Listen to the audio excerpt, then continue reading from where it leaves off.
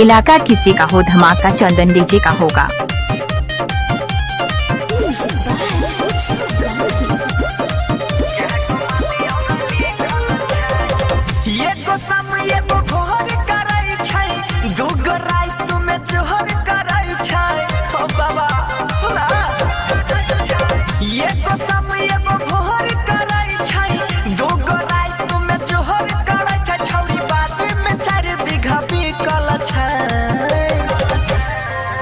हो बाबा तनी पतारा देखा, हो बाबा तनी पतारा देखा, क्या गोमाली और लिखल छै। हो बाबा तनी पतारा देखा, क्या गोमाली और लिखल छै। एगो शाम एगो भोर कराई छै, दूगो रात में जोहर कराई छै। एगो शाम एगो भोर कराई छै, दूगो रात में जोहर कराई छै। छौरी बाटी में 4 बीघा बिकल छै। हो बाबा तनी पतारा देखा, हो बाबा तनी पतारा देखा, क्या गोमाली और लिखल छै। हो बाबा तनी पतारा देखा, क्या गोमाली और लिखल छै। Ambe recording studio Delhi. इलाका किसी का हो धमाका चंदन प्रेमी विकास का होगा।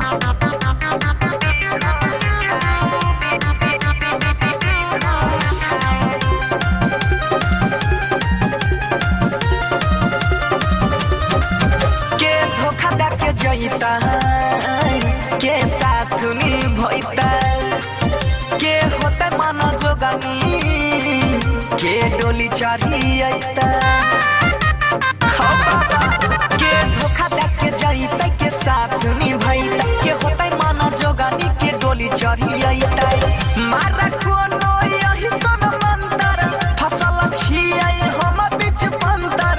मारा कोनो यही सन मंतर, फसल छियै हम बीच पंतर। या तोरे पर सब कुछ टिकल छै। हो बाबा तनी पतारा देखा, हो बाबा तनी पतारा देखा, क्या गोमाली और लिखल छै। हो बाबा तनी पतारा देखा, क्या गोमाली और लिखल छै। इलाका किसी का हो धमाका डीजे चंदन मुकेश का होगा।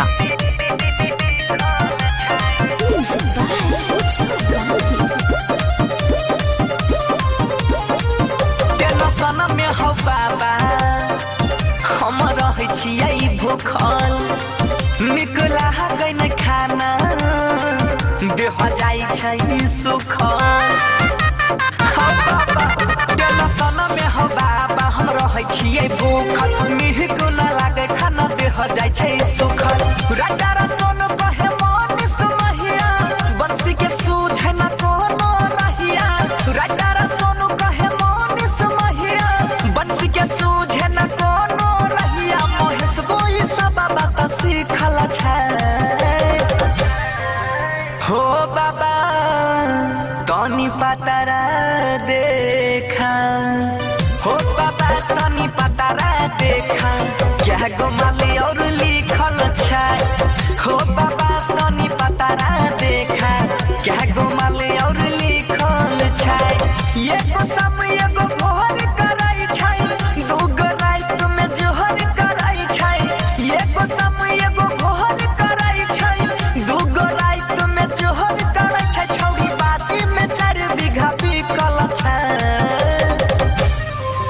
हो बाबा तनी पतारा देखा, हो बाबा तनी पतारा देखा, क्या गोमाली और लिखल छै।